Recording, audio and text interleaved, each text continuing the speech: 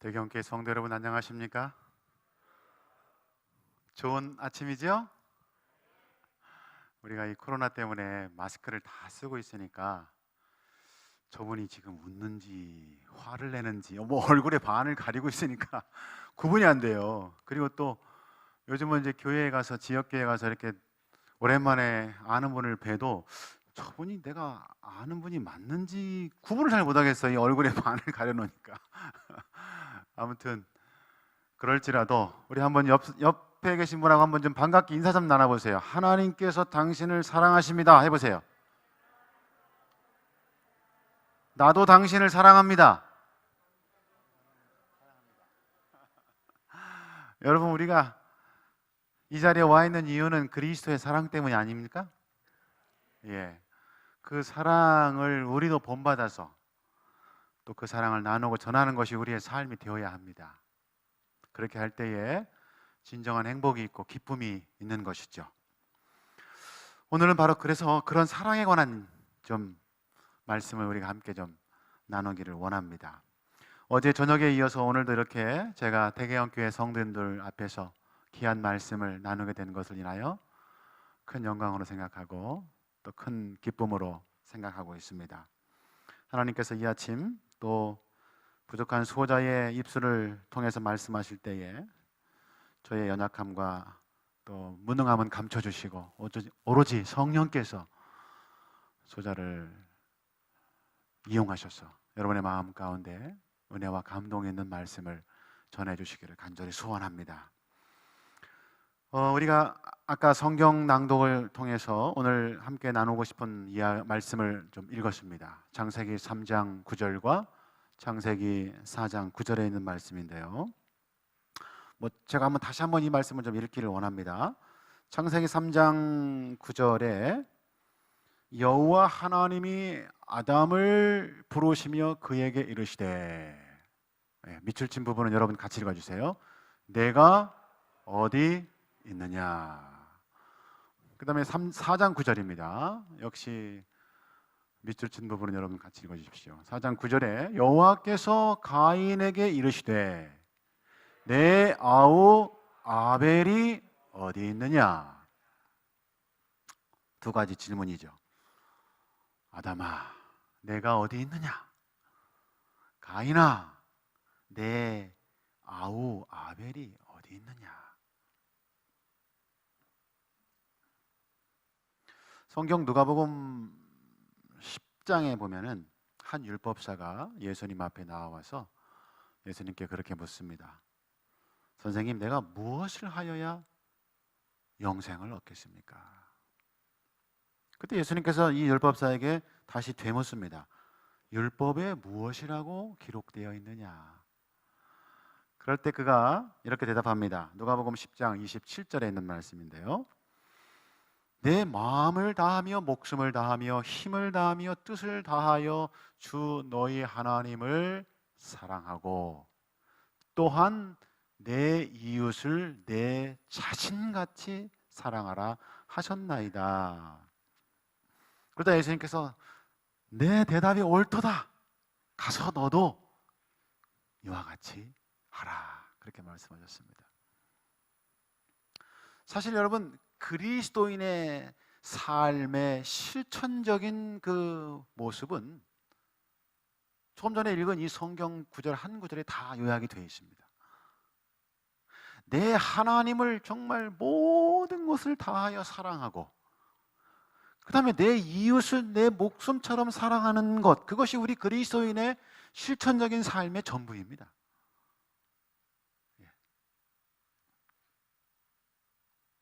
그래서 우리가 아는 것처럼 십계명에도 바로 이 두 부분으로 나누어져 있지 않습니까? 그렇죠. 첫 번째 계명부터 네 번째 계명까지는 뭐예요?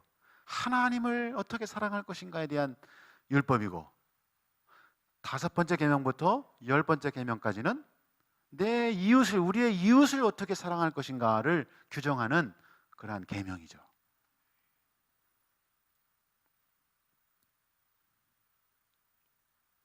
사실 우리가 지금까지 살아보아서 알지만 이렇게 하나님 사랑하고 이웃을 사랑하는 것이 우리 그리스도인의 가장 기본적이면서도 핵심적인 실천 내용인데 사실 현실에서는 이게 쉬워요, 안 쉬워요?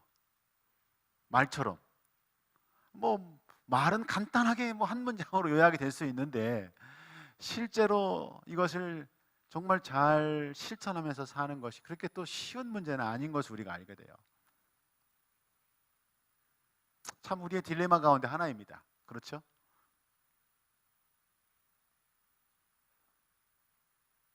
그런데 오늘 우리가 읽은 창세기에 이 두 하나님께서 주신 질문, 아담에게 주신 질문, 내가 어디에 있느냐, 또 가인에게 주신 질문, 내 아우 아벨이 어디 있느냐. 이 두 질문은 사실은 조금 전에 이렇게 한 문장으로 요약했던 우리의 실천적인 과제, 하나님을 사랑하고 이웃을 사랑하는 이 부분을 사실은 핵심적으로 찌르는 질문입니다. 저는 오늘 이 두 질문을 우리의 인류의 처음 시주였던 아담과 그리고 그의 첫 자녀였던 가인에게 주셨던 이 질문을 오늘 우리들 이 아침 우리들 자신에게 하나님께서 주시는 질문으로 좀 받아들이면서 이 질문을 우리가 어떻게 대답할 것인가 하는 부분들을 좀 생각하면서 우리의 현재의 위치를 좀 확인하고 가늠해보는 그러한 시간을 갖기를 원합니다. 먼저 첫 번째 질문을 볼까요? 아담을 향하여 하나님께서 내가 어디 있느냐. 지금 이 하나님께서 이 질문을 어떤 상황에서 아담에게 하신지 여러분 다 잘 아십니다. 그렇죠? 창세기 3장에서 이 질문이 있기에 앞서서 아담이 무슨 일을 했습니까? 하나님께서 먹지 말라 하신 선악과를 딱 먹음으로 말미암아 하나님 앞에 불순종의 죄를 지었습니다. 그리고 하와와 더불어 그 선악과를 먹은 다음에 아담과 하와는 즉시로 자기들이 죄를 지었음을 깨닫게 되고 죄를 짓자마자 즉시로 그들은 하나님 앞에 나아가는 것이 두려워졌습니다. 그래서 하나님께서 그들을 찾아오셨을 때 그들이 어떻게 했어요? 8절에 보면은 하나님의 낯을 피하여 동산 나무 뒤에 숨었다 그랬습니다. 하나님의 낯을, 낯은 뭐예요 여러분? 낯, 얼굴이에요. 얼굴. 하나님께서 이 아담과 하와를 보려고 얼굴을 대면해서 좀 보고 싶어서 왔는데 지금 어떻게 된 거예요? 그 낯을 피해서 숨었어요. 나무 뒤에 숨었어요. 그때 하나님께서 물으시는 것이죠. 아담아, 내가 어디 있느냐? 하나님께서 지금 아담이 어디에 숨어 있는지를 몰라서 물으시는 질문이 아니지요. 그렇죠? 다 알고 계십니다. 나무 어디에 숨어 있는지 알고 계세요. 그런데 하나님께서 지금 이 질문을 던지시는 것은 물리적인 어떤 위치적인 거리적인 위치를 질문하는 것이 아니라 하나님과의 관계의 위치를 부르시는 것이죠. 너랑 나랑은 지금 같이 낯을 대하여 보는 사이 아니냐. 아무 이물 없이 사랑을 주고받으며 교제하는 그런 관계가 아니었느냐. 아담아, 근데 너가 지금 어디 있느냐?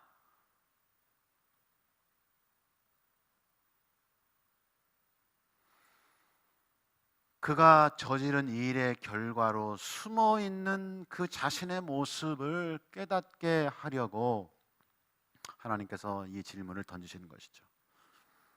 그들로 하여금, 아담과 하와로 하여금 자신들의 행동이 낳은 안타까운 결과를 진실하게 마주 대할 수 있도록 하나님께서 지금 돕는 질문을 하고 계신 것입니다. 아담아, 내가 어디 있느냐? 너는 거리낌 없이 내 앞에 나와야 하는데 우리 사이에는 그렇게 낯을 피하여 숨는 그런 관계가 아닌데 어디 있느냐?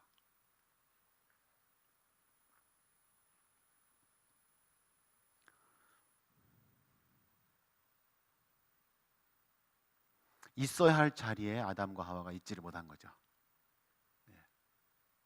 누가복음 15장에 보면 세 가지 비유가 나옵니다. 잃은 양의 비유, 잃은 동전의 비유, 마지막으로 잃은 아들 탕자의 비유가 나옵니다. 세 가지가 다 그 대상은 다르지만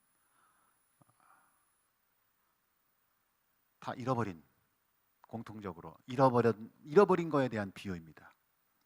즉 바른 위치의 상실, 바른 관계의 상실에 관하여 주신 비유입니다.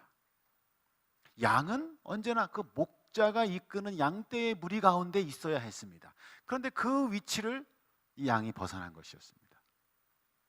동전은 항상 주인의 주머니 속에 있어야 했습니다. 그런데 이 동전이 주머니에 빠져서 어디 집안 구석 어두운 데로 굴러가 버렸습니다.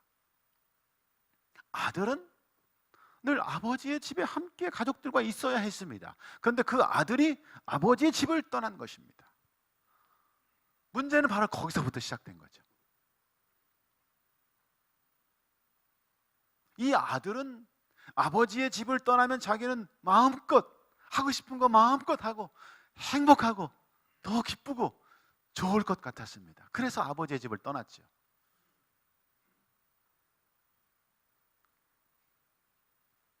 아버지의 잔소리도 없고 아침마다 늦게까지 자고 싶은 만큼 자도 괜찮고 친구들과 더불어서 마음껏 먹고 마시고 하고 싶은 거 다 하고 놀고 싶은 거 놀고 입고 싶은 거 입고 완전 자유죠.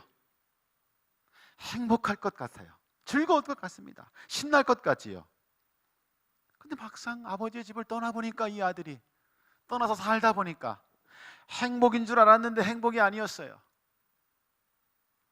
자유일 것 같았는데 자유가 아니었습니다. 즐거울 것 같았는데 그것이 한때뿐이었지 결국은 즐거움이 아니라 슬픔이었습니다. 신날 것 같았는데 신나는 것이 아니라 고통뿐이었습니다. 하나님을 떠났을 때의 인간의 모습을 보여주는 것이죠.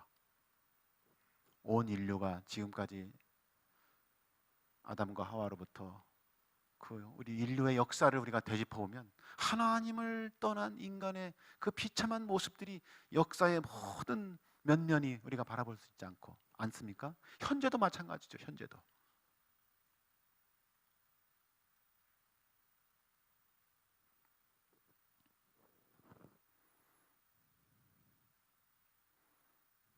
어릴 적에 여러분들이 아마 시골에서 자라신 분들은 연 날리기를 해보셨을 거예요. 연. 저도 어릴 적 시골에서 자랐기 때문에 또 아주 개구장이었거든요. 그래서 이 연 날리는 걸 좋아했어요. 특히 겨울에 그 대나무를 깎아가지고 연살을 만든 다음에 거기에 이제 창호지로 연을 만들죠. 방패연도 만들고 가오리연도 만들고. 그래서 연을 이제 이렇게 많이 부는 겨울날 이 들판에 가서 연을 탁 날리면 바람을 타고 연이 쫙 솟구쳐 오르죠. 그 연 자세에 줄을 쫙 풀어주면서 이제 연이 막 쫙 바람을 타고 올라갑니다. 30m, 40m, 50m 저 멀리 연이 하도 멀리 가가지고 눈에 잘 보이지도 않을 만큼. 근데 만약에 여러분 연을 우리가 한번 의인화 시켜가지고 연이 이제 생각을 한다고 가정을 하고 만약에 연이 이런 생각을 했다고 한번 가정을 해보죠. 지금 이렇게 하늘을 너무 나니까 좋아. 근데 하늘가 조금만 더 높이 올라가면 저 하얀 구름도 좀 만져볼 수 있을 것 같고 조금만 더 멀리 날아가면 저 바다도 건너편에 뭔가 미지의 아름다운 세계가 있을 것 같은데 말이죠. 이 줄이 연결되어 있어가지고 내가 더 이상 더 높이 날지를 못하고 더 멀리 가지를 못하니 이 줄을 그냥 좀 끌어볼까? 그래서 만약에 연이 줄을 스스로 딱 끊는다면 무슨 결과가 나타날까요? 연을 날려보신 분 한번 말씀해 보세요. 떨어지죠, 당연히. 연이 연줄에서 딱 떨어지는 순간, 끊어지는 순간 이 연은 뭐 더 높이 더 멀리 날아가는 게 아니고 그냥 그대로 팔랑팔랑 땅으로 곤두박질 쳐버리고 맙니다.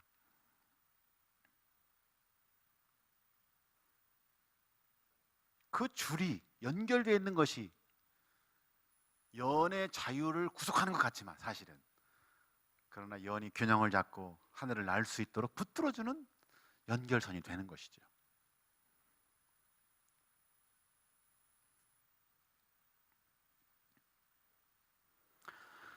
오늘 아담에게 향하신 하나님께서 주신 첫 번째 질문, 내가 어디 있느냐? 이 질문에 대한 바른 응답은 하나님께로 돌아가는 것입니다. 이 집을 나갔던 아들, 누가복음 15장에서 집을 나갔던 이 아들이 사는 길은 뭐예요? 다시 아버지 집으로 돌아가는 길이었습니다. 돌아가는 방법이었습니다. 아버지 집으로 돌아올 때 그는 마음속에 많은 갈등들이 있었을 것입니다. 내가 이런 모습으로, 이렇게 추한 모습으로 돌아가서 아버지를 뵐 면목도 없다. 무슨 낯으로 아버지를 뵐 수 있을까? 그래서 그는 아버지를 만났을 때 뭐라고 얘기하냐면, 아버지, 제가 죄를 많이 지었어요. 이제부터는 아버지 저를 아들이라고 부르지 마시고 그냥 종이라고 부르세요. 그래도 이 아들이 양심은 있어요, 보니까. 그랬더니 아들이 뭐라고 그래요, 이 아들한테? 그게 무슨 소리냐? 너는 내 아들이다. 그래서 그에게 손에 가락지를 끼우고 신발을 신기고 옷을 입히고, 그의 행색이 어떠했든지 그의 과거에 어떤 잘못을 저질렀는지는 전혀 개의치 아니하시고, 그 아들이 돌아왔다는 것 그 자체만으로 이 아버지는 너무 감사하고 너무 기뻐서 그 아들을 그냥 그대로 받아주시는 거죠. 있는 모습 그대로. 있는 모습 그대로. 탕자의 비유에서 저는 굉장히 중요한 메시지는 있는 모습 그대로 받아주시는 우리 하나님 아버지의 은혜라고 생각합니다. 그 사랑이 있기 때문에 어떠한 죄인도 하나님께로 다시 돌아갈 수 있는 용기를 낼 수 있는 것이죠.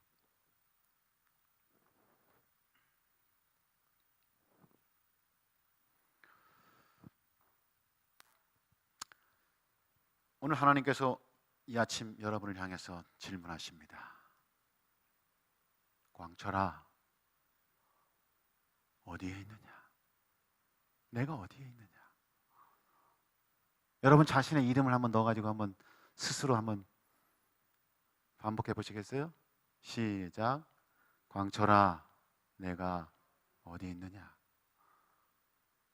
하나님과 우리 사이의 관계, 나와의 관계 사이에서 나는 지금 어디쯤 서 있습니까? 하나님의 낯을 대하여 그분과 마주 대하며 사랑을 나누며 신뢰하며 기쁨 속에 그렇게 살고 있습니까? 아니면 이게 아담과 하와의 모습처럼 무엇인가 지금 하나님 앞에 나아가기를 두려워하는, 하나님의 낯을 피하는, 몸은 지금 이 교회에 와 있지만 혹시 여러분의 마음은, 심령은 하나님으로부터 멀어져 있지는 않습니까?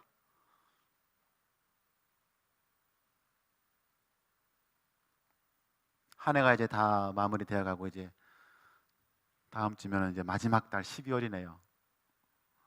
이맘때쯤 되면 늘 그렇듯이 우리가 우리 자신을 좀 돌아보면서 추스리면서 정리하면서 또 한 해를, 다음 해를 또 계획하고 하는 시간들을 갖는데요. 오늘 이 아침 이 질문을 여러분 자신에게 던지시면서 내가 하나님과의 관계에서 어디쯤 서 있는가 하는 것을 좀 되짚어 보시고 생각해 보시는 시간이 되시기를 간절히 바랍니다. 그리고 다시 그분 앞으로 돌아가기를 결심하는 여러분이 되시기를 간절히 소원합니다. 두 번째로 여기 질문은 창세기 4장 9절에 가인을 향해서 하나님께서 하신 질문입니다. 내 아우 아벨이 어디에 있느냐? 우리가 아는 것처럼 아담과 하와의 첫 자녀들인 이 가인과 아벨은 하나님께 제사를 드릴 때, 제물을 드릴 때 각자 자기들이 이제 기르는 것으로 했습니다. 가인은 땅의 소산물로 제물을 삼아서 제사를 지냈고, 아벨은 양의 첫 새끼를 제물로 삼아서 제사를 드렸습니다. 그런데 하나님께서 아벨의 제사를 받으셨지만 가인의 제사는 받지 않았습니다. 그것이 뭐 신학적으로 무슨 의미가 있는지 아마 여러분들이 아실 것입니다. 이 시간에 그런 것까지 다 설명하지는 않겠습니다. 그때 가인은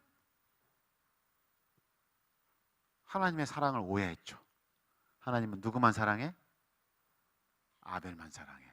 그래서 아벨의 제물 제사만 받아줬어. 내 제물은 안 받아주셨어? 질투와 시기심이 그의 마음 가운데 생겼죠. 사실 여러분, 우리 사람이 내가 편애당하고 있다라고 느낄 때 참 상처가 크죠. 그렇죠? 부모님이 나보다 형님을 더 사랑한다, 혹은 뭐 동생을 더 사랑하는 것 같다, 그러면 그런 걸 느끼는 자녀의 마음이 굉장히 상처가 커지죠.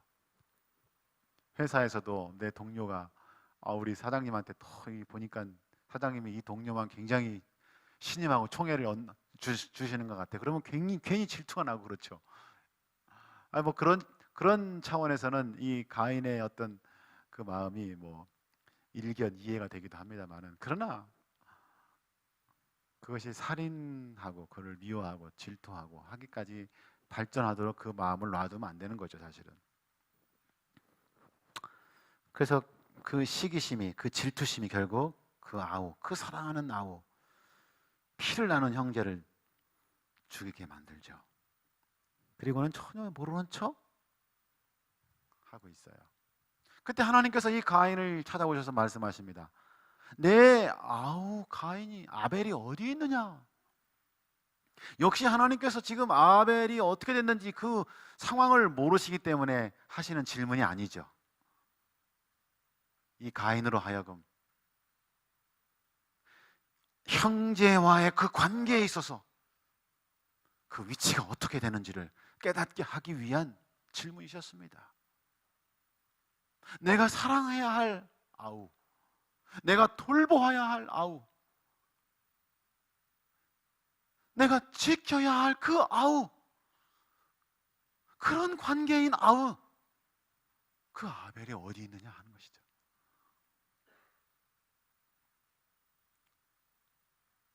하나님께서 오늘 이 아침 우리에게도 질문하시는 것입니다. 내 아내는 어디 있느냐? 내 남편은 어디 있느냐? 내 자녀는 어디 있느냐? 내 시부모는 어디 있느냐? 내 며느리는 어디 있느냐?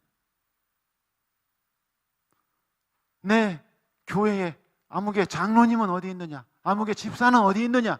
아무개 성도는 어디 있느냐? 우리의 관계 속에서 마땅히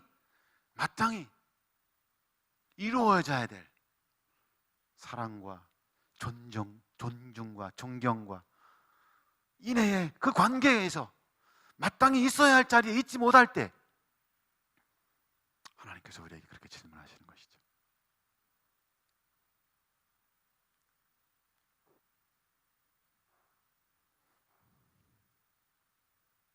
위치를 묻는 것이 아니죠. 공간적인 위치를 묻는 게 아닙니다. 관계적인 위치를 묻는 것입니다. 오늘 우리가 이 하나님의 물으심에 어떻게 대답할 수 있습니까? 여러분은 어떻게 대답할 수 있겠습니까?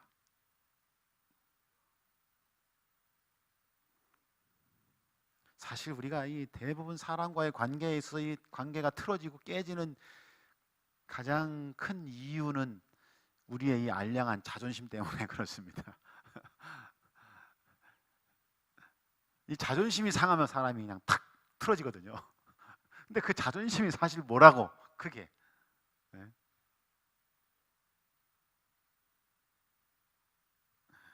그래서 별것도 아닌 말 한마디에 그저 이 마음이 그냥 탁 상해버리면 내가 다시는 당신 얼굴 보나 봐라 하면서 그냥 이렇게 깨져버리죠, 관계가. 가슴 아픈 일입니다. 하나님께서는 우리에게 주 너의 하나님을 그렇게 내 몸과 마음과 뜻과 모든 것을 다해서 사랑하고, 그리고 내 이웃을 내 몸과 같이 사랑하라. 이건 우리 그리스도인들이 마땅히 따라야 할 그리스도인의 삶의 원칙입니다. 예수님께서도 그래서 요한복음 13장 34절에 새 계명을 너희에게 주노니 서로 사랑하라. 내가 너희를 사랑한 것 같이 너희도 서로 사랑하라. 그렇게 말씀하셨습니다. 이 말씀은 명령입니다. 예수님께서 주신 명령. 그냥 이것은 해도 되고 안 해도 되고 선택의 문제가 아니고 그렇게 해야 한다라고 하는 명령입니다. 실제로 이 성경 구절 자체가 성경의 원문에도 명령형으로 그렇게 기록이 되어 있습니다. 많은 그리스도인들이 사랑에 대한 의무를 선택의 문제로 오해하는 경우가 있는 것 같아요. 뭐 감정이라는 게 뭐 사랑의 마음이 들어야 뭐 사랑하는 거지, 뭐 하는 짓이 맨날 그냥 얄미운 짓만 하고 그냥 저런데 내가 어떻게 사랑해, 이렇게 생각할 수도 있습니다. 여러분, 그 뭐 기본적인 인간의 우리 인지상정인데, 그러나 우리 그리스도인들은 그냥 감정의 본능에 의해서 사는 사람이 아닙니다. 우리는 말씀의 기준에서 사는 사람이기 때문에 말씀의 원칙을 붙들고 그것을 따르기 위해서 노력하며 사는 사람들이죠. 그래서 여러분이 사랑의 문제를 그냥 선택의 문제로, 그냥 감정이 생기는 대로 따르는 한 그 자연적인 부분으로 생각하시면 안 됩니다. 이것은 우리가 필히 우리의 삶 속에서 지켜야 될 의무로 받아들이셔야 되고, 그것을 위해서 최선의 노력을 해야 하는 것이 우리 그리스도인의 삶입니다. 여러분, 나한테 잘하고 이쁜 짓 하고 참 그런 사람을 사랑하는 것은 쉽습니다. 그건 누구나 하는 일이에요. 그건 예수님 안 믿는 사람들도 다 하는 것이고, 그렇지 않습니까? 근데 주님께서는 그런 이쁜 짓 하고 사랑할 만한 사람만을 사랑하라고 말씀하신 것이 아닙니다. 사랑할 만하지 않아도, 아주 얄미워도, 정말 사랑하기가 어려워도 그래도 사랑하라고 하는 것이 주님의 말씀입니다. 그래서 마태복음 44장 5장 44절에서 원수도 사랑하라고 하신 것입니다. 여러분, 원수도. 심지어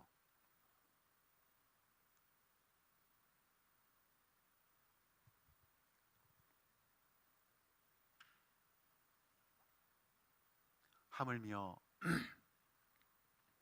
가인에게 있어서 이 아들 아벨은 정말 하나밖에 없는 형제, 형으로서 이 아우를 잘 지키고 돌보고 보호하고 해야 될, 그래서 형제애를 계속해서 나누어가는 그런 정말 좋은 관계에 주로 주신 형제인데, 그 형제와의 관계가 좀 깨져버린 거죠.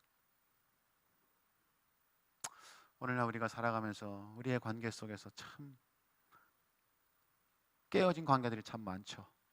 그렇지 않습니까?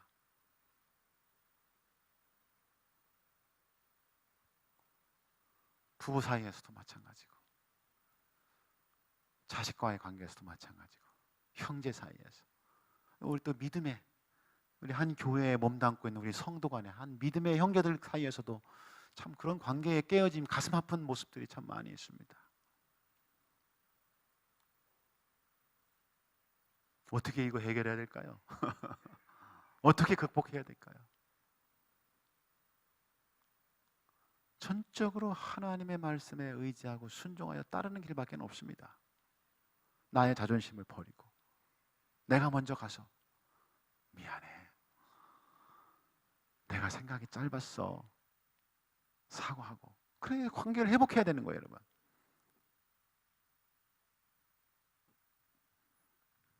하나님께서 오늘 우리에게 질문하십니다.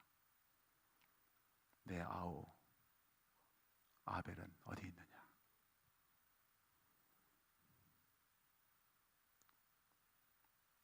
사실 여러분, 관계의 회복이 곧 구원입니다.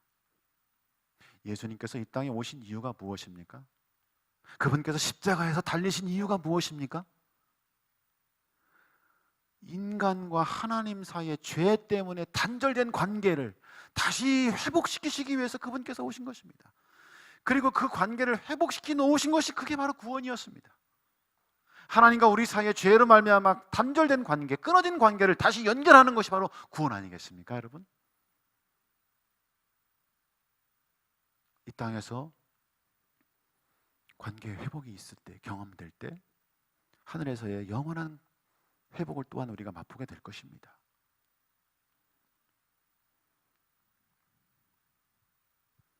하나님과 우리 사이의 관계에서, 그리고 형제와 형제 사이의 관계에서, 수평적인 관계, 수직적인 관계, 또 이 수평적인 관계에서 하나님께서는 우리 모두가 회복되기를 원하십니다. 바른 있어야 할 그 자리에 우리가 서기를 원하십니다. 그래서 이 아침 우리에게 하나님께서 질문하시는 것입니다. 광철아, 네가 어디 있느냐? 내 아우 아벨은 어디 있느냐? 우리 모두가 이 질문에 진솔한 마음으로 대답하시는 우리 대개함께 성도가 다 되시기를 간절히 바라면서 말씀 마치겠습니다.